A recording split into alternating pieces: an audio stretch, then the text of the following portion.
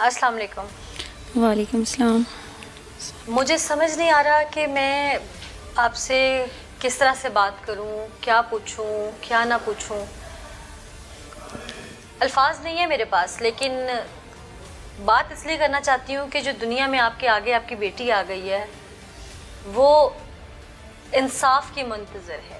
अब इंसाफ उसे कैसे मिलता है ये हमारे मुल्क का कानून, हमारी अदालतें डिसाइड करेंगी।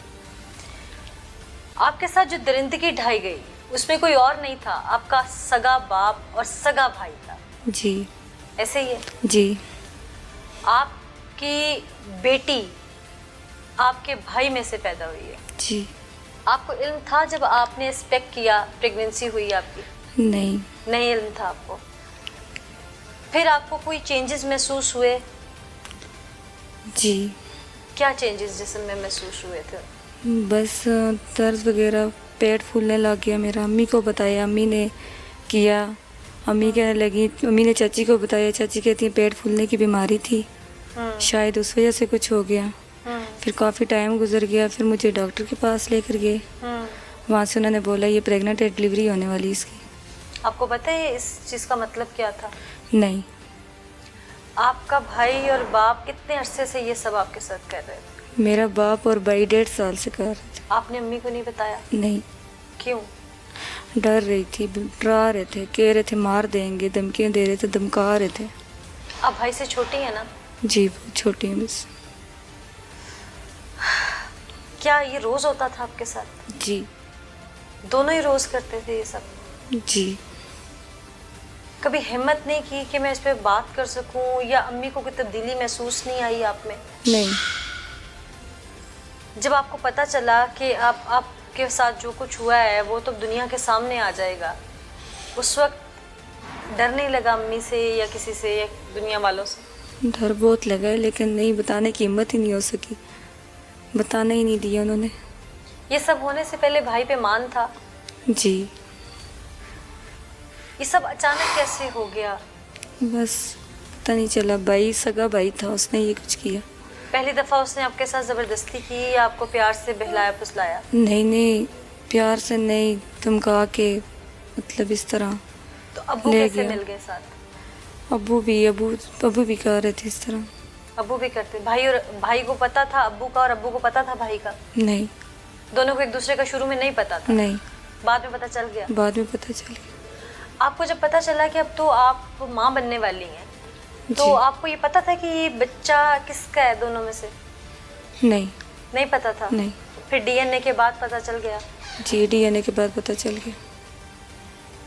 आपको हॉस्पिटल ले जाया गया जिस वक्त ये आपकी बेटी पैदा हुई? जी। उस वक्त आपने उस बच्ची को लावारिस वहाँ वक्ती तौर पे छोड़ दिया और बाद में आपने फिर अदालत के ज़रिए उसको वापस क्यों ले लिया? मुझे समझ नहीं आ रही थी, बच्ची हुई पता नहीं चला, मुझे कोई समझ नहीं आ रही थी, मेरा दिमाग ही और जहन ही नहीं काम कर रहा था कि उसको क्या करूं। मुझे पता ही नहीं था कि ये मेरी बच्ची भी है। फिर वहाँ पे मैं छोड़ के चली गई, फिर एनजीओ वाले आए, वो लेकर चले गए।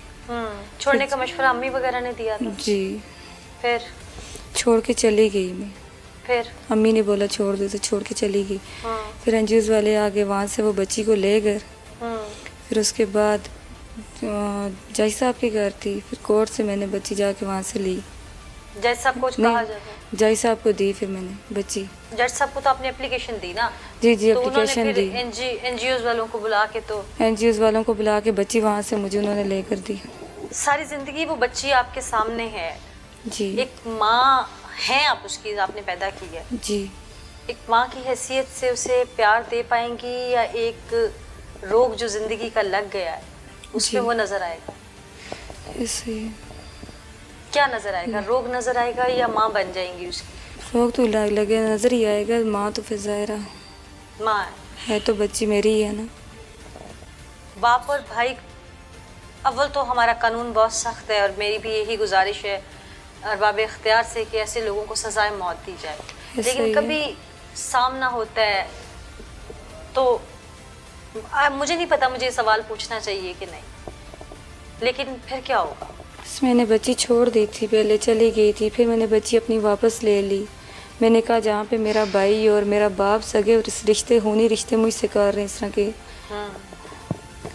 तो میں نے کہا بعد میں اس کے اوپر اس کا کیا ہوگا، اس کے ساتھ کیا ہوگا، اس لیے میں نے بچی واپس لے لی.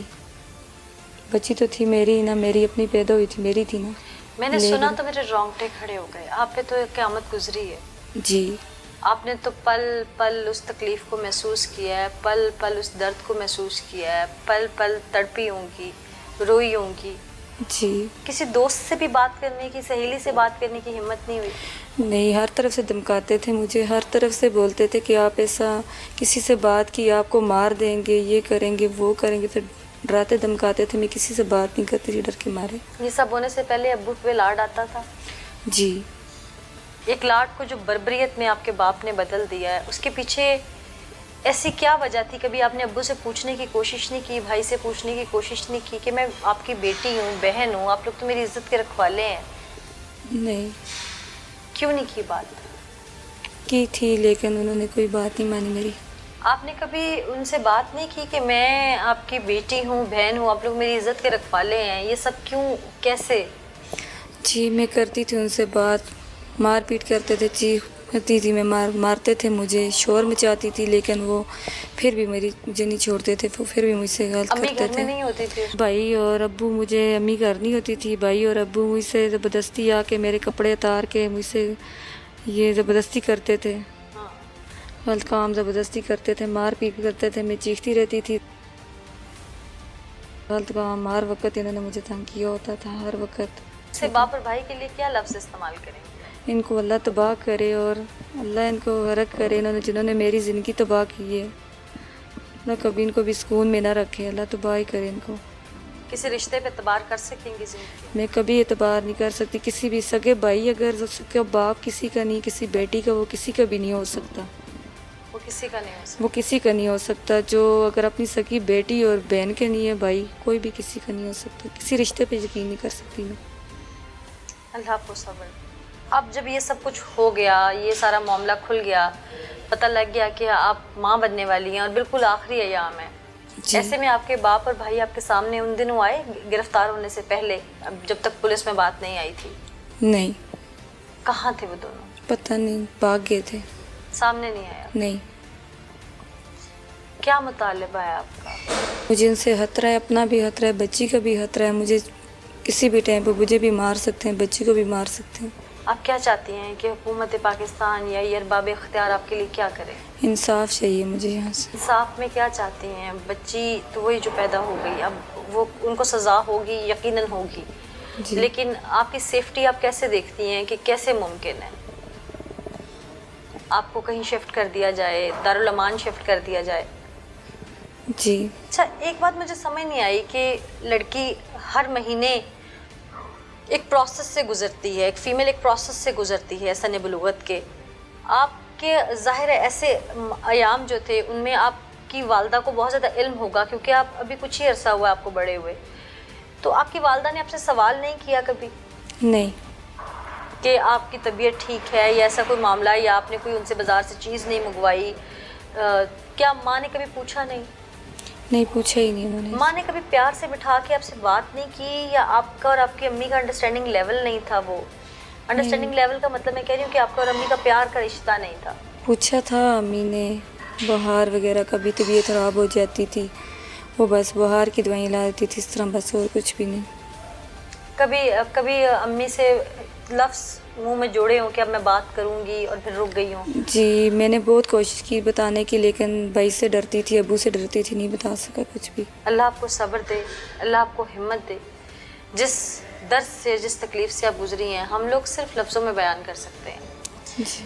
میرے ساتھ جو متاثرہ موجود ہیں، میں بار بار ان سے سوالات اسی لیے کر رہی تھی کہ جو ملزمان ہیں وہ درندے ہیں، وہ ان کے عزت کے محافظ تھے، ان کے محرم تھے.